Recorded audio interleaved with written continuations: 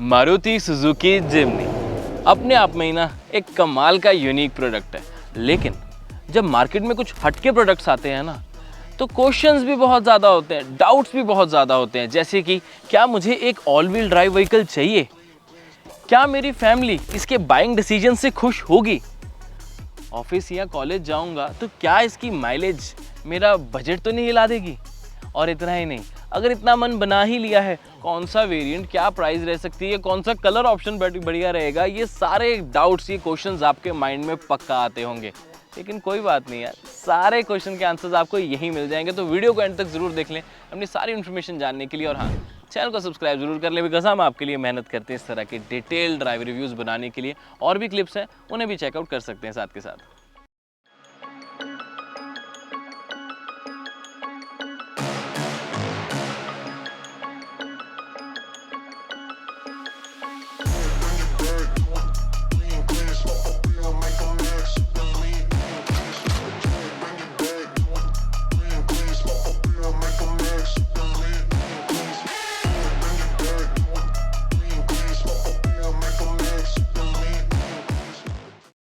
चलिए, सबसे पहला क्वेश्चन, इसकी ऑफ रोडिंग कैसी है?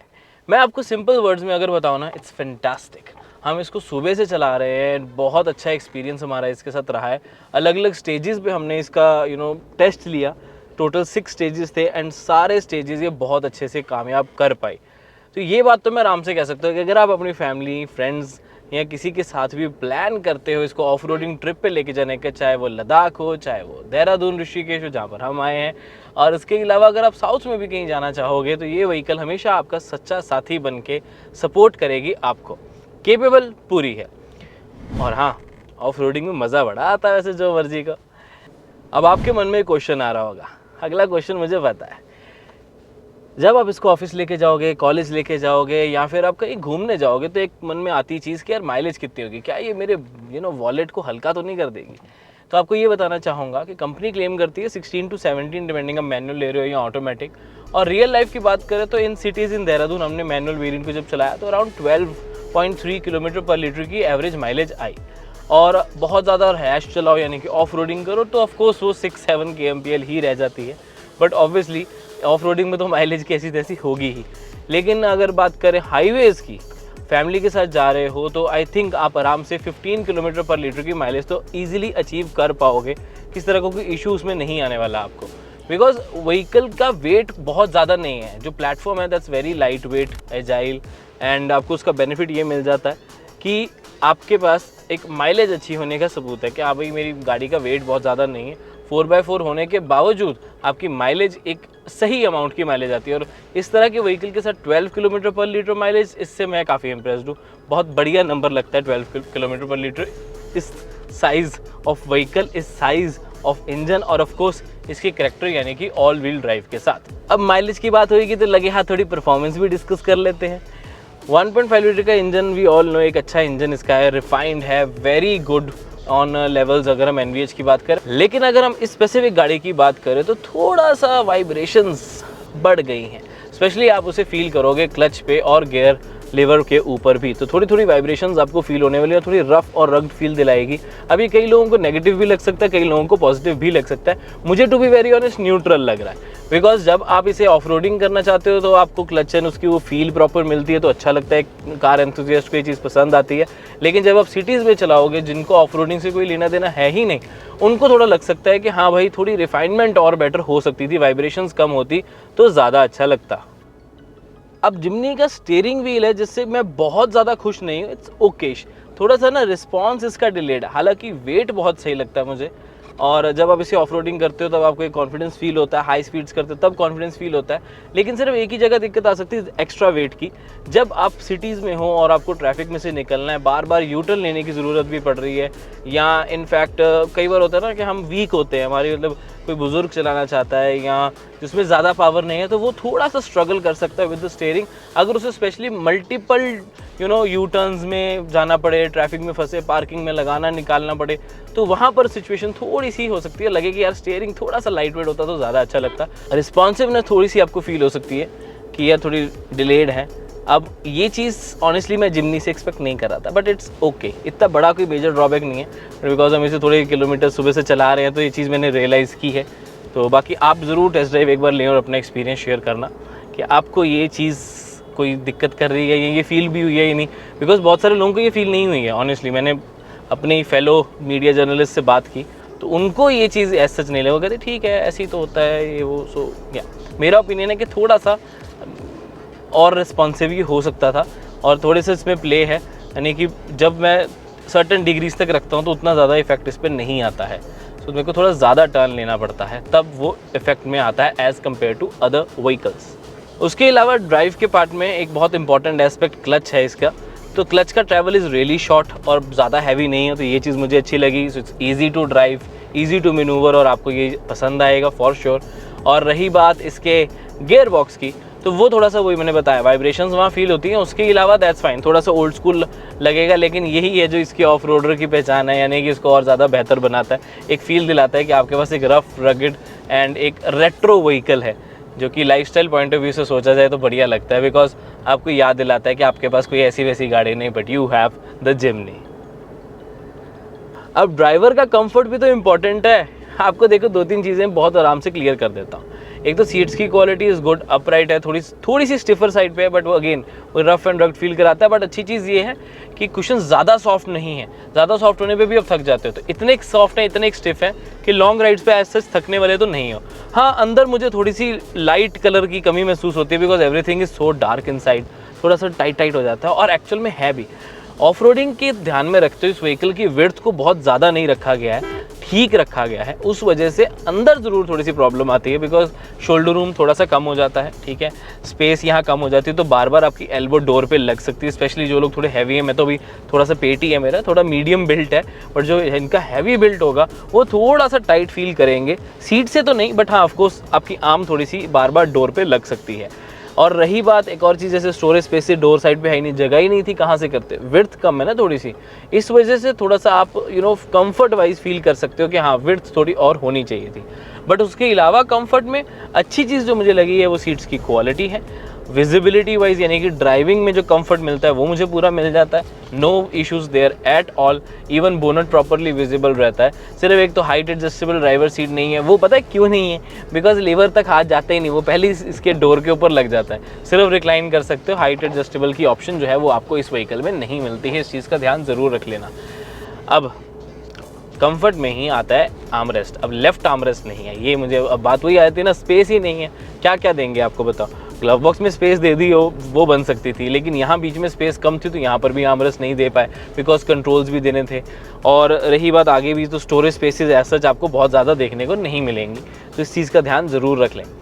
बट अगेन कंफर्ट में जो अच्छी चीज़ लगी है मुझे, वो ये लगी है कि suspension wise as a driver मुझे लगता है कि एक ऑल व्हील ड्राइव, और जिस तरह की इसके आपको 3 लिंक रिजिड सस्पेंशन मिल जाती है, जो कि स्टिफर साइड पर रखी जाती है जानबूझकर, और है भी एक्चुअल में इसमें थोड़ी स्टिफर साइड पे इसकी सस्पेंशन है, बट फिर भी आपको एक कुशनी राइड प्रोवाइड कर देते because of the good quality seats. तो एक बैलेंस बना के रखा गया है। तो अब मैं वही बात आ जाती है, ये नहीं बोलूँगा कि बहुत ज़्यादा स्टिफ है कि ऑफ रोडिंग में तो आपको कमाल हेल्प करे, लेकिन शहर में ऐसी तैसी कर दे आपकी बैक की, लेकिन इतनी सॉफ्ट नहीं है कि आपको शहर में तो कंफर्टेबल राइड दे दे, लेकिन ना स्टेबिलिटी दे और ना ऑफ रोडिंग में हेल्प करे। तो बहुत ही बैलेंस तरीके का जिमनी को बनाया गया है। मुझे लगता है ये उसी पर्सन के लिए बिल्कुल सही रहेगी जो बैलेंस लाइफ भी पसंद करते हैं, बैलेंस ड्राइविंग डायनामिक्स के साथ। अब आता है एक मेजर क्वेश्चन कि क्या इसके बाइंग डिसीजन से आपकी फैमिली खुश होगी या नहीं।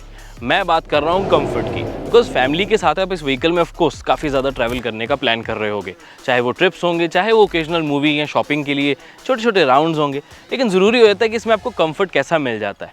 तो now let's begin with the comfort. Overall अगर फैमिली की बात आती है तो जिमनी के बाइंग डिसीजन से वो खुश हो सकते हैं। उसके 2-3 रीजंस हैं। एक तो सेकंड रो में जाने के लिए आपको सेकंड के लिए डोर भी अलग से मिलता है। ऐसा नहीं कि फर्स्ट रो का आपको पूरी सीट आगे करनी पड़ेगी, उनको उठ के जाना पड़ेगा, तो वो मुश्किल नहीं आएगी। तो ईजिली बैठना पॉसिबल है जिमनी 5 डोर के साथ। प्लस क्वालिटी सीट्स की तो मैंने आपको बता ही दिया कि बहुत बढ़िया आपको मिल जाती है, तो वहाँ कोई इशू है ही नहीं। और फैमिली लॉन्ग ट्रिप्स पे आई थिंक इसमें कंफर्टेबली जा पाएंगे और खुश भी रहेंगे, बिकॉज लगेज भी रख सकते हो, कॉम्प्रोमाइज़ करने की ज़रूरत नहीं। बट ध्यान रखें कि ये एक 4 सीटर गाड़ी है, नॉट अ 5 सीटर। कंपनी ने भी इसे एज अ 4 सीटर ही बनाया है। और फैमिली के साथ अगर घूमने का प्लान बना रहे हो तो मुझे नहीं लगता कि इस तरह की उनको कोई शिकायत होने वाली है। ऐसा नहीं है कि गाड़ी बहुत ज़्यादा कंफर्टेबल है, but definitely all wheel drive, जिस तरह का इसका रग्ड एंड रफ लुक है, जो प्रॉपर इसकी कैपेबिलिटीज़ है, उस हिसाब से तो काफ़ी बढ़िया कंफर्ट राइड आपको प्रोवाइड कर सकती है इन द सिटीज़। अब अगला क्वेश्चन आता है ऑल व्हील ड्राइव। क्या आपको एक AWD गाड़ी चाहिए भी या नहीं चाहिए? देखो, वैसे तो ज़्यादातर लोग जो इसे परचेज़ करने वाले हैं वो इसकी ऑफ रोड कैपेबिलिटीज़ के लिए नहीं, बल्कि इसे परचेज़ करेंगे इसके out of the box yet boxy shape के लिए। जोक समझ आया? पन इंटेंडेड।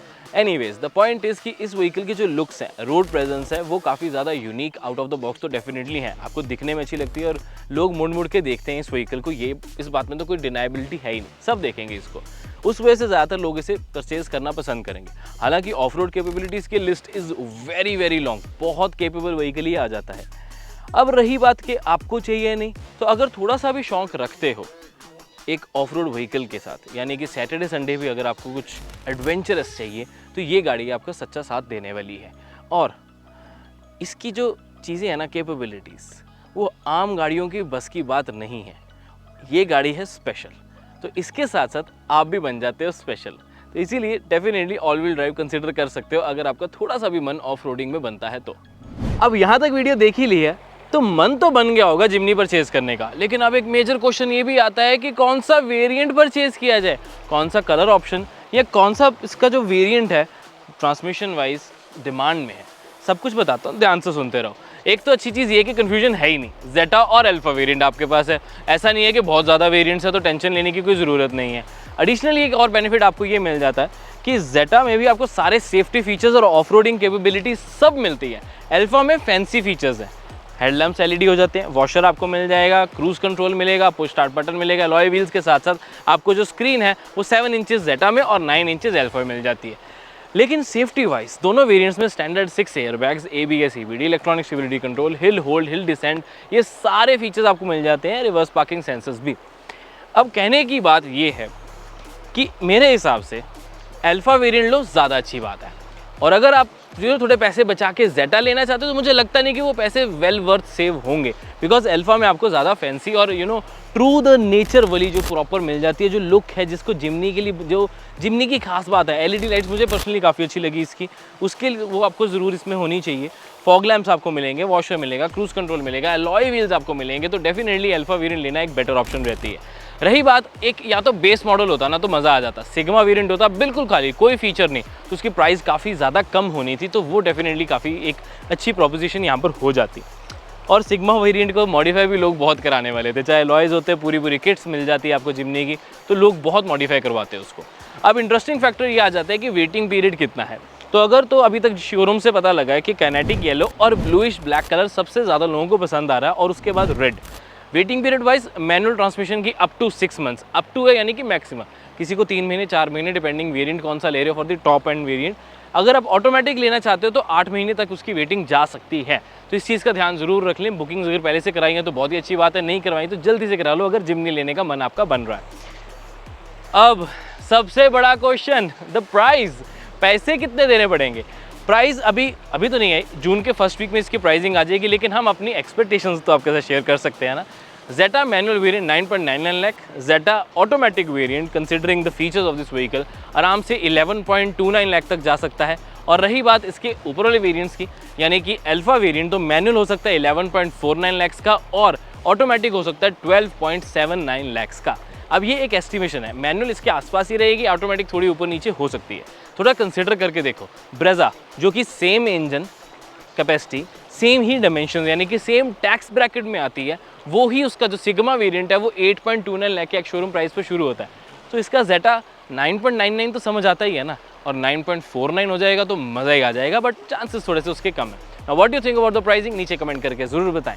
अपना ओपिनियन शेयर करना ना भूलें, बिकॉज आपका ओपिनियन बहुत मैटर करता है मेरे दोस्त।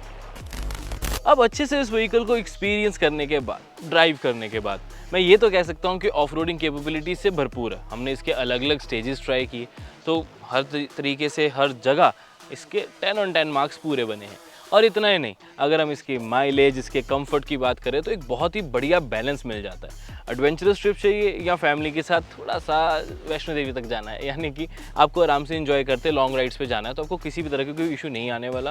फैमिली भी कंफर्टेबली अपना एंजॉय कर पाएगी और अपना सामान भी रख पाएगी, बिकॉज बूट स्पेस भी मिल जाती है। तो ये सारी चीज़ें इस व्हीकल को स्पेशल तो बना रही हैं। ना व्हाट इज़ योर ओपिनियन, नीचे कमेंट करके जरूर बताओ। और इतना ही नहीं, सारे क्वेश्चंस के आंसर्स तो आपको मिल ही गए होंगे। अगर मिल गए हैं तो एक बार लाइक शेयर सब्सक्राइब जरूर कर देना, और अगर नहीं मिले हैं तो उसके लिए सॉरी यार, लेकिन आप कमेंट जरूर कर दें, मैं सारे कमेंट्स के रिप्लाई करने की कोशिश करूँगा।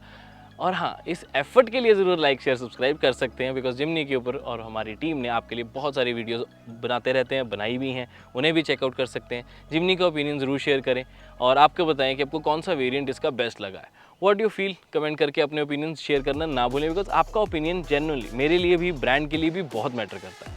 मैं मिलता हूँ आपसे अब अगली वीडियो में। Until then drive safe, take care, happy driving.